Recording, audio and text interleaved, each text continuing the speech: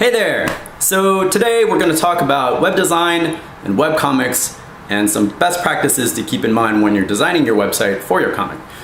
So you've spent a lot of time writing your comic and you've drawn a couple pages and you've scanned them in and you've colored them and you've digitally processed them and they're 72 DPI and they're ready for web delivery and they're ready to be shared throughout the world so that everyone can see what a fucking genius you are. And now you have to design your site. And it's a little scary because all of these fancy buzzwords are hitting you in the face, like HTML5 and CSS and Joomla and Drupal and WordPress and ComicPress and Comic Easel and that fucking CMS that has comics in it that your cousin's brother did years ago but still fucking working, and you've got heat maps and you've got banner ads and you've got text links and other links and all this fucking shit and animated GIFs and animated GIFs and I don't know fucking how to say it and all this other bullshit, and it's getting overwhelming and you're freaking the fuck out and calm down, take a breath, breathe in, breathe out, and push all that bullshit away, because there is only one thing that your website needs to do. Well, arguably two. But the primary goal of your website for your webcomic is to deliver your content, which is your comic, the most efficient way possible and get rid of all the distractions. You want eyes on the comic. You don't want eyes to go on those little widgety buttons like, why do you have a calendar fucking widget on your webcomic site? This is 2013. People know when you've updated your comic. They see it and they can see the date. They're not fucking stupid.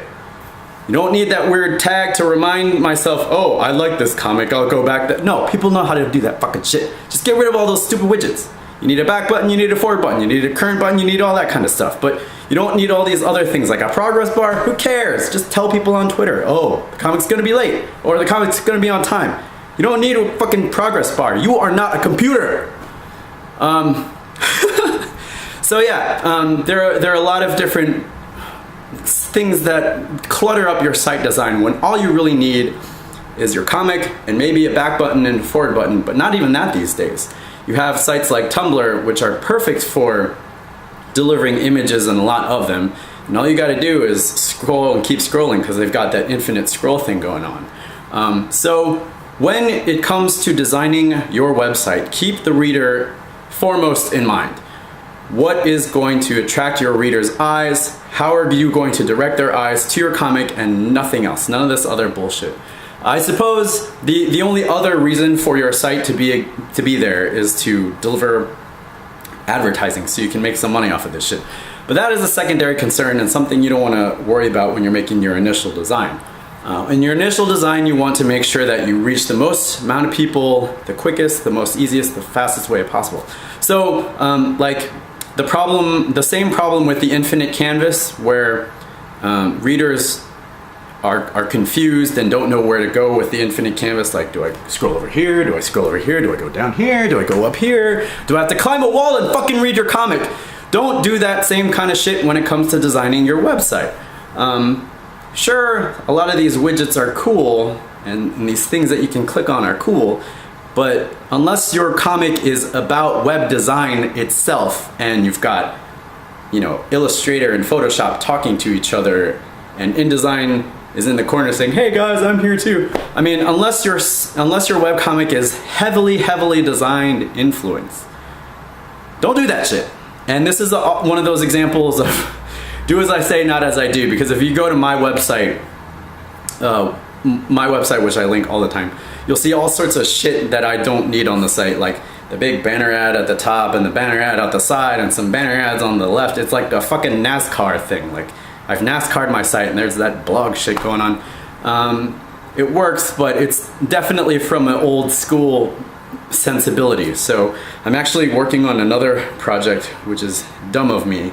I'm going to be using Tumblr as my CMS because I really like the way Tumblr presents images. It just you have a whole bunch of them and you can activate the infinite scroll and you just keep scrolling down. No fancy left or right buttons or right there at the top or at the bottom. Just scroll down to read more comics. That's awesome. That is a simple interface. That is one of the best interfaces, and I think that's why Tumblr is one of the most popular platforms out there for sharing content, for reading content, for sharing it with other people.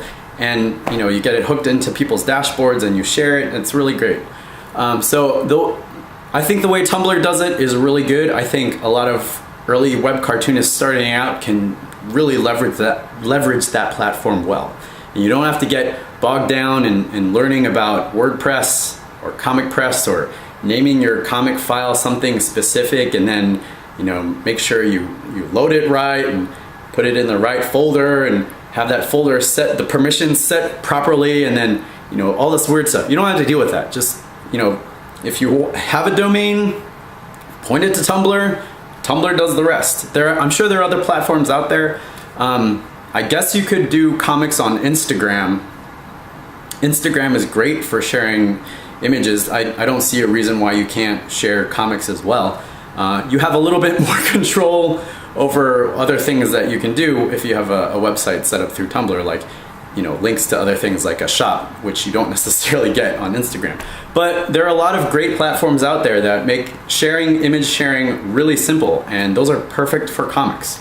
So don't let your website get in the way of getting your shit up there.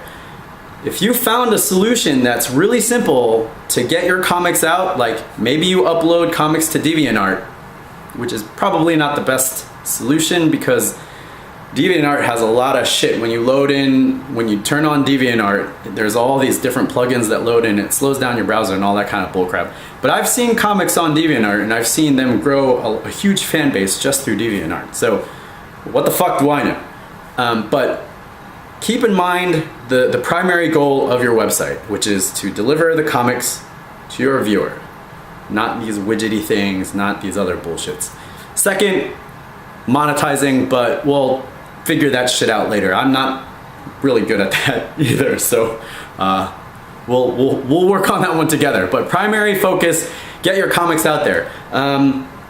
Make a cute little banner or a cute little logo at the top. Don't make it too wide so that somebody has to scroll down just to see the comic. As soon as the page loads, you should be seeing comic. That's the nice rule of thumb to keep going. So like maybe your logo is a banner size, or maybe it's like a little icon on the side. Whatever it is, make it small, make it simple, make it easily recognizable and easily forgettable, because you don't want people looking at your logo. You want people looking at your fucking comic, because your comic is where all the good sauce is happening. Not up here, right here. So keep all of that other bullshit, just relax. You can deal with that later if you want to. If you want to add fancy schnazzy bullshit to your website, do that later. But first, foremost, get the comic out there the most simple way possible, the best way possible, right in front of people's faces. So yeah, that's my best practices for web design and webcomics. Hope you got something out of it, or at least some measure of information. All right, thanks. I'll check you later, and I'm gonna stop because I'm rambling again. All right, bye.